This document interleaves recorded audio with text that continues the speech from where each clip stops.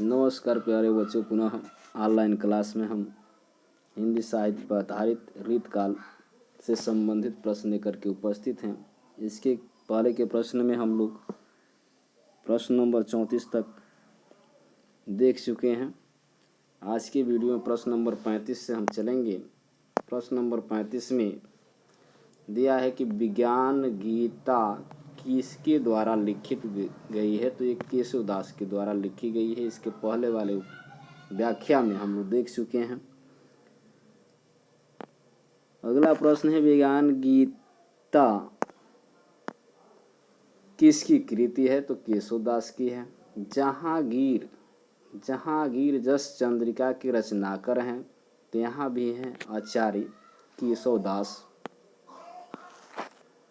प्रश्न नंबर 138 है, इनमें से कौन सा ग्रंथ केशव का नहीं है, तो यहाँ भाषा भूषण नहीं है। भाषा भूषण महाराज जसवंत सिंह का ग्रंथ है। यह अलंकार विषयक ग्रंथ है। शेष रचनाएं केशवदास की। भाषा भूषण चंद्रालोक शैली में लिखा हुआ 212 दोहों का ग्रंथ है, जिसे 5 प्रकाशों में विभक्त कर प्रस्तुत किया गया है।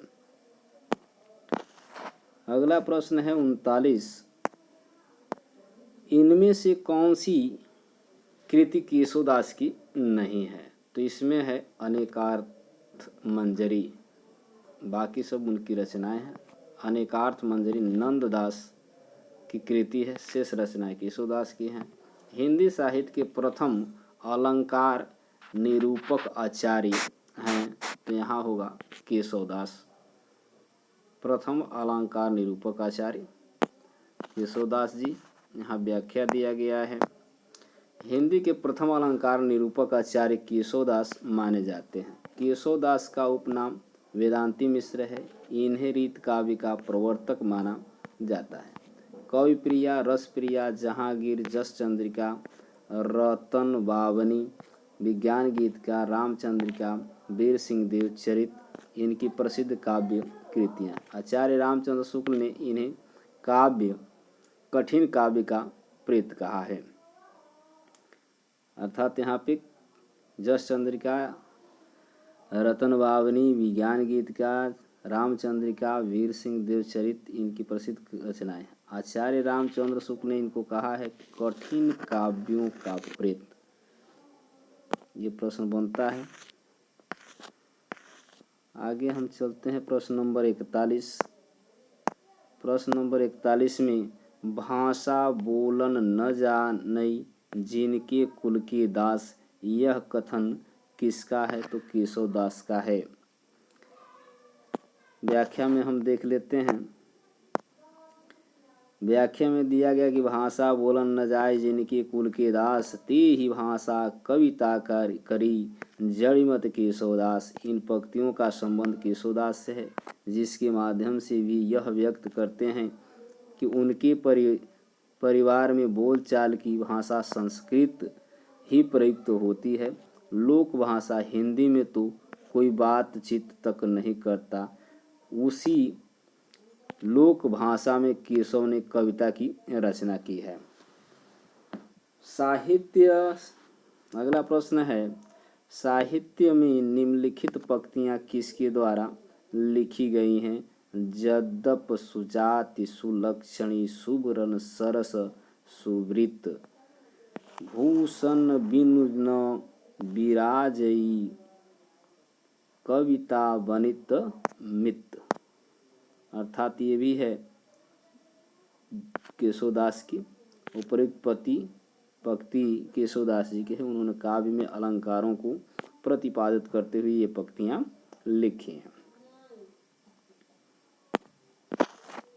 अगला प्रश्न है 43। इस प्रश्न है, जद्यप सुजाति सुलक्षणी, अभी ऊपर वाले सुबरन सरस सुकृत, भूषण बिनु विराजई कविता बिनत मित।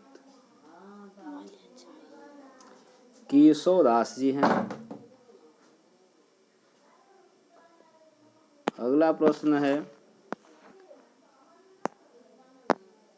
जद्यप सुजात सुलक्षणी चीज़ वही है, प्रश्न वही दोहराया जा रहा है। उत्तर केशवदास जी होंगे। भीषण विनु नविराजई यहाँ भी है, वही हैं, केशवदास जी हैं। प्रश्न नंबर 45। अब हम चलते हैं अगले PDF पर। 46 से हम देखेंगे कि रीतकाल को सर्वप्रथम श्रृंगार काल नाम रखने का सुझाव किसने दिया? तो यहाँ है आचार्य रामचंद्र शुक्ल। व्याख्या देख लेते हैं। व्याख्या में दिया गया है कि रीतकाल में सर्वप्रथम श्रृंगार काल नाम रखने का सुझाव आचार्य रामचंद्र शुक्ल ने दिया। शुक्ल जी ने अपने हिंदी साहित्य का इतिहास ग्रंथ में भूमिका में लिखा है, यदि इस काल को रस के विचार से कोई श्रृंगार काल कहे तो कह सकता है। उत्तर प्रदेश माध्यमिक चयन आयोग इस प्रश्न को उत्तर विकल्प बी माना है। आचार्य भिखारीदास कृति प्रमुख काव्य शास्त्री ग्रंथ है, तो यहाँ विकल्प के अनुसार दोनों को लिखा गया है, बी और डी। यहाँ व्याख्या देख लेते हैं। व्याख्या के अनुसार आपको मालूम चल जाएगा कि क्यों रखा गया। भिखारीदास रीतिकाल की रीतिबद्ध धारा के श्रेष्ठ हिंदी कवि थे। इनका जन्म प्रतापगढ़ के निकट ट्योंगा में तथा मृत्यु बिहार में आरा के निकट भभुआ नामक स्थान पर हुई थी। ये प्रतापगढ़ नरेश के भाई हिंदुपति सिंह के आश्रय में रहे। इन्होंने काव्य शास्त्र पर कई ग्रंथ लिखे, जिसमें काव्य निर्णय श्रेष्ठ है। भिखारीदास द्वारा लिखी गई अन्य रचनाएं हैं रस सारांश, श्रृंगार निर्णय, छंदावेण, पिंगल, अमरकोश, शब्द नाम प्रकाश, विष्णु पुराण भाषा और रंज सतिका। रस सारांश में नायक नायिका भेद और श्रृंगार निर्णायक में श्रृंगार वर्णन। अतः विकल्प में 2 उत्तर बी और डी सही हैं।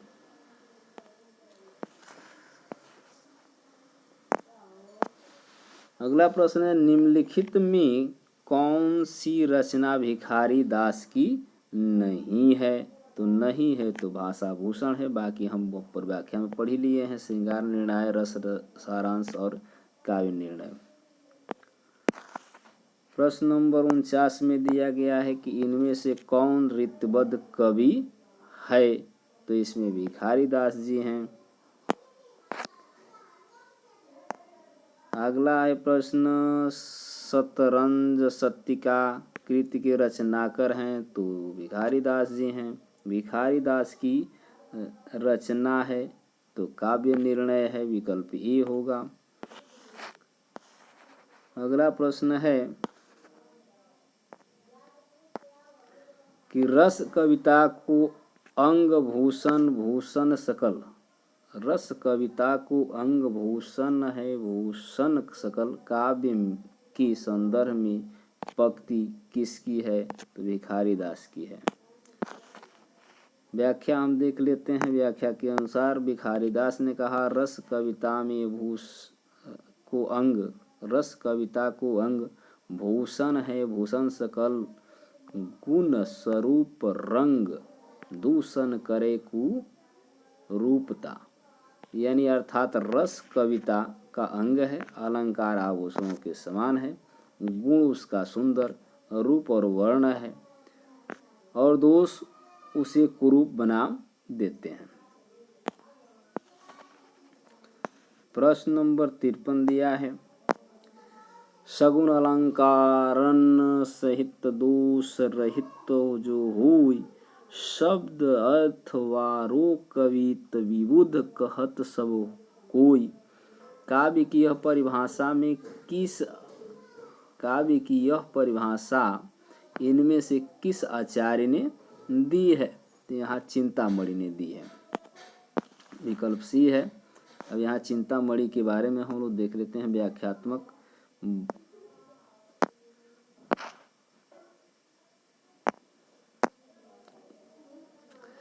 काव्य की उपयुक्त परिभाषा रीतकालीन के कवि चिंतामणि द्वारा दी गई है। चिंतामणि मतीराम भूषण सहोदर थे। इनकी महत्वपूर्ण रचना कवि कुल कल्पतरु है में काव्ययुग, अलंकार, शब्द शक्ति इत्यादि काव्य शास्त्रीय विषयों का निरूपण किया गया है। यहाँ चिंतामणि के बारे में है। यहाँ कवि कुल कल्पतरु, काव्य विवेक, काव्य प्रकाश, रस मंजरी इनकी प्रमुख रचनाएं हैं। श्रृंगार मंजरी रचना में इन्होंने नायक नायिका का भेद वर्णन किया है।